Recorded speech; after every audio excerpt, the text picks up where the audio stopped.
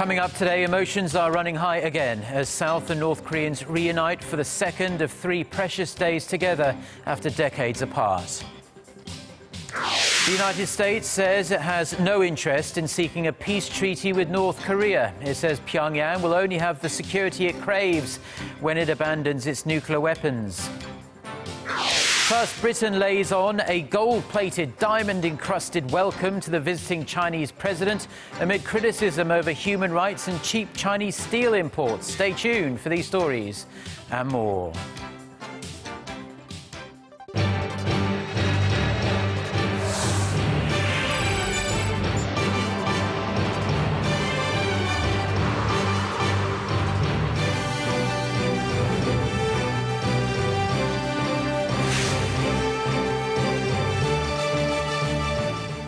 Hello, it's noon on Wednesday, the 21st of October. You're tuned in to our midday newscast here on Arirang TV. Thank you for joining us.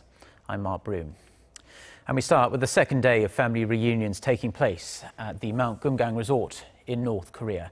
The families have just come out of their individual meetings away from the prying eye of the media. Let's get the latest from our Connie Kim, who is standing by at the Inter-Korean Dialogue headquarters in Seoul. Connie. Well, Mark, families got to enjoy some private time this morning at their individual meetings, which was held behind closed doors with no media allowed inside. But I think we can be sure that it was another emotional meeting as the families have lots to catch up on after those decades apart. Families that were holding presents in their hands, the elderly patients, they all looked anxious to meet their loved ones again. Now, Tuesday, which was the first day of the reunion event, was a rush of emotions as the South and North Korean families got to see each other for the first time in more than 60 years.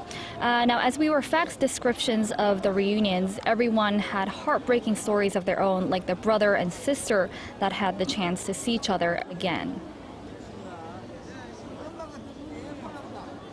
Mom used to sing very well.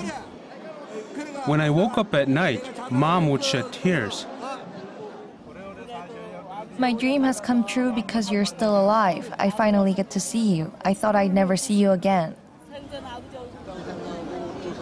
As you just saw, the first day was certainly an emotional time for the families, looking at pictures, wiping away tears, and holding each other's hands as they reminisced about the past. And not wanting to miss a single word, they held their faces tightly and called out each other's names, trying to catch up with each other. Connie, we're seeing scenes of smiles, laughter, and also a lot of sorrow, a real mixture of intense emotions that not many of us will be able to comprehend at all. But Connie, the good news is that they still have more than a day and a half left. What's the schedule for the rest of the day? Well, Mark, they're scheduled to meet 3 times this morning, one of which just ended about 30 minutes ago. Now, they will start their 4th meeting about half an hour later by having lunch together. Now, after having a break in the afternoon, families will have their final group meeting before they say their last goodbyes for another time. Now, the good thing is that over the course of the 3 days, it will spend 12 hours together, and the second round of reunions will start on Saturday. But still, this is not much time for the families, especially because they won't know when or if they'll get to see each other again. Reporting live from the Inter-Korean Dialogue headquarters, this has been Connie Kim. Now, in the rest of the day's news, the United States has told North Korea that it can't have its cake and eat it too. Washington's point man on the North says that without the regime's full and verifiable denuclearization, there's no way the US would enter into peace talks with Pyongyang. Oh Young has this report. At a hearing of the U.S. Senate Foreign Relations Committee on Tuesday local time, Washington's chief envoy to the six-party nuclear talks, Sung Kim, reaffirmed that the Obama administration's main focus is on North Korea's denuclearization. The U.S. official's remarks come after Pyongyang last weekend repeated its desire to hold peace talks with Washington. The regime, however, rejected the idea of giving up his nuclear program. It declared that only trust between the two countries could remove the roots of war and end the nuclear competition between them. The US Special Envoy dismissed the demand, saying a nuclear-free Korean peninsula should be prioritized above all else. Kim said North Korea had neglected its commitments to the international community by continuing to pursue a nuclear weapons program. The DPRK continues to violate its commitments and international obligations and continues to pursue nuclear weapons and their means of delivery as a strategic national priority, all at the cost of the well-being of its own people and while perpetuating horrific human rights abuses against them. The US official also said Washington would use everything in its means to make the North realize that it can't achieve the security and prosperity it craves while it continues to stock up on nuclear weapons. Kim added that diplomatic coordination and sustained pressure through international sanctions should be used to keep the regime in line. Oh Soo-young, Arirang News. Chinese President Xi Jinping is on his first state visit to the United Kingdom, and he's getting the VIP treatment. The two countries are looking to seal some multi-billion-dollar business deals during his stay, but not everyone is happy to see him. Son Jung-in has more. China's President Xi Jinping was formally welcomed as an honored guest at Buckingham Palace, where Queen Elizabeth II hosted a state banquet for Xi and his wife. Also, in an 11-minute speech to both houses of parliament, Xi lauded China's links with Britain, saying he hoped the visit would take economic ties to a new level. It is fair to say that China and the UK are increasingly interdependent and are becoming a community of shared interests. The British government says Xi's visit will secure more than $45 billion of trade and investment deals and lead to more than 3,900 new jobs. However, British Prime Minister David Cameron is being pressured to confront China about its low steel prices, which are being partly blamed for thousands of lost jobs within the UK steel sector in the last few days. Opposition politicians are meanwhile urging Cameron to raise concerns about China's human rights record, which has deteriorated since Xi took power 3 years ago. Hundreds of demonstrators gathered outside the Palace of Westminster on Tuesday to protest against ongoing police operations in the country, where hundreds of lawyers and rights activists are believed to have been tortured in detention. Son Jung-in, Arirang News. Now, the economic driving force of Korea's top 30 corporations is on the wane. This is spurring worries. The country's heavy reliance on big business for growth is starting to negatively affect the local economy. Shin Se-min has this report.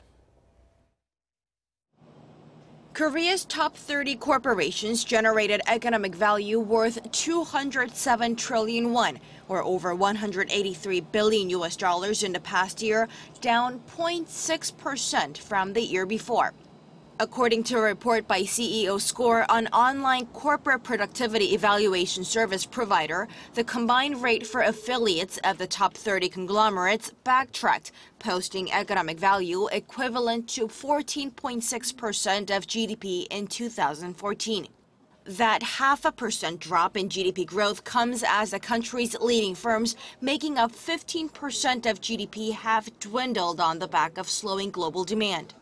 The total economic value is defined as the total sum of net profits, labor costs, and financial and depreciation costs. The report added the top 1/3 of the 30 leading conglomerates showed a striking decrease in total value, falling 0.9 percentage points, or over $150 billion. By companies, Samsung Electronics alone registered the largest amount of economic value of over $34 billion, or 0.45% in the entire GDP, showing how grave the country's economic reliance is on large conglomerates. That's what experts are worried about. With the country's economic dependence on conglomerates increasing, the entire country could be hit hard once the leading firms are faced with weak business management and huge profit declines. Shin Se-min, Arirang News. Now, the latest smartwatch from Samsung Electronics is steadily making its presence felt in the wearables market, with certain versions of the Gear S2 selling out. Industry officials say Samsung's first round-shaped smartwatch is selling an average of 2,000 units a day in Korea since hitting the shelves on October 2nd. Around half are SK Telecom's exclusive Gear S2 band model. The standard Gear S2 and the Gear S2 Classic make up the other half. The daily sales average is twice that of the previous Gear S. Some versions, especially the Gear S2 Classic, featuring a black leather strap, have completely sold out. Industry officials attribute the strong sales to the Gear S2's design, its relatively light price tag, and rumours that it will add iOS support. Korea's Hyundai Motor posted strong sales in Brazil and 3 other emerging markets in September, actually raising its market share in the so-called BRIMS to a record high. According to data from each nation's automobile association, Hyundai Motor's combined sales in Brazil, Russia, India and Mexico came to nearly 76,000 units last month. That accounts for more than 11% of the 676,000 vehicles sold in the countries and marks the 8th straight month Hyundai has registered a double-digit market share. Last year, the Korean automaker's average market share in this BRIMS market was 8.8%. Hyundai's strong sales were driven by steady demand for customized models in India and also in Russia. Now, if you're in Korea, you may have experienced the convenience of a service called Kakao Taxi. By the end of this month, there will be a new high-end option dubbed Kakao Taxi Black, added if you feel like splashing out a little bit. Kim Min-ji reports. A man nicely dressed in a suit greets his customer. 반갑습니다. 안녕하세요. 예, 신청하시는 고객님 맞으십니까? 예, 안내해드리겠습니다. He even opens the door and puts safety first. 고객님, 안전을 위해 안전벨트 착용 부탁드립니다. Kakao, operator of Korea's most popular messenger app, KakaoTalk, has joined hands with a local taxi association to launch a high-end taxi service. Our training was focused on being friendly and not refusing to accept customers. Kindness comes first, and then comes safety. The service operates in the same way as Kakao's existing cab-hailing app, Kakao Taxi, that was launched in March, allowing a smartphone user to request a ride to a certain destination. The base rate starts at 8,000 won, or roughly $7, which is quite pricey compared to a regular cab. For instance, when traveling roughly 10 kilometers, it would cost less than $10 for a regular taxi, $14 for a luxury cab, and about $23 for a Kakao Taxi Black. The service is seen as a way to create new profit sources for Kakao amid weak profit concerns. There's growing demand for more convenient services, even if it means paying a higher price. This is just the beginning. We believe it can later be used for tourism matters down the line. The official launch is expected at the end of this month. But whether it will achieve success remains to be seen, as there have been criticism that the prices are too high, placing a burden on passengers, while the service also eats into the businesses of luxury cabs already in operation. Kim Min-ji, Arirang News. Now, a Korean piano player has, for the first time ever, won a world-renowned piano competition. 21-year-old Jo Sung-jin has beat 159 other competitors from 27 countries to win the 17th International Frédéric Chopin Piano Competition held in the Polish capital Warsaw.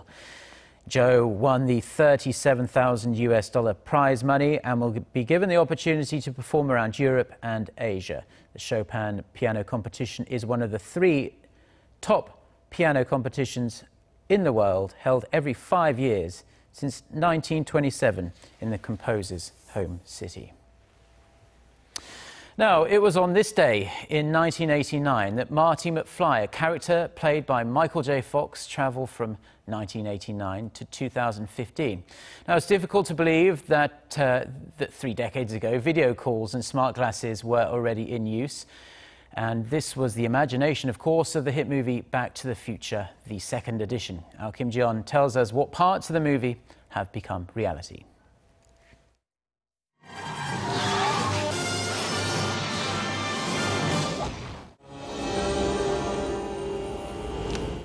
3D advertisements capture the attention of pedestrians while cars whiz past in midair. This is the kind of future portrayed in the 1989 film Back to the Future Part 2, one of the popular Back to the Future trilogy. Some of the gadgets shown in the movie have already become reality, like the skateboard that floats on air. This Lexus hoverboard can glide while floating a few centimeters above a copper or aluminum surface, resembling the hoverboard Marty McFly uses in the movie.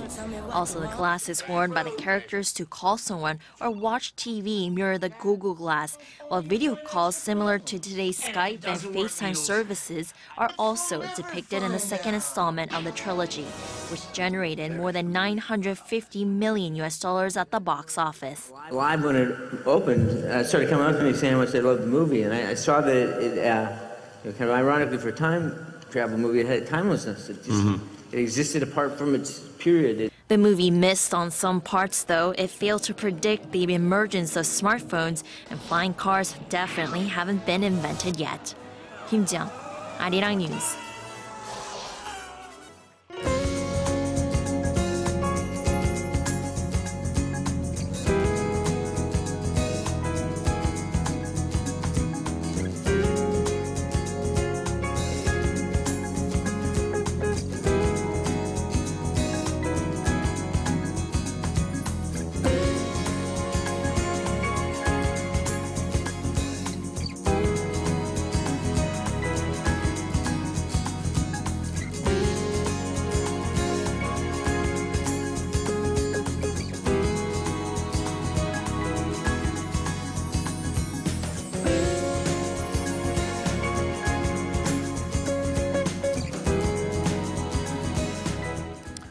Well, those are stories we've been following on this Wednesday afternoon here in Seoul. For more of the latest, don't forget to check out our website, arirang.com/news. Also worth checking out the smartphone application. Just search for Arirang TV in the usual places. Have a great day. Goodbye.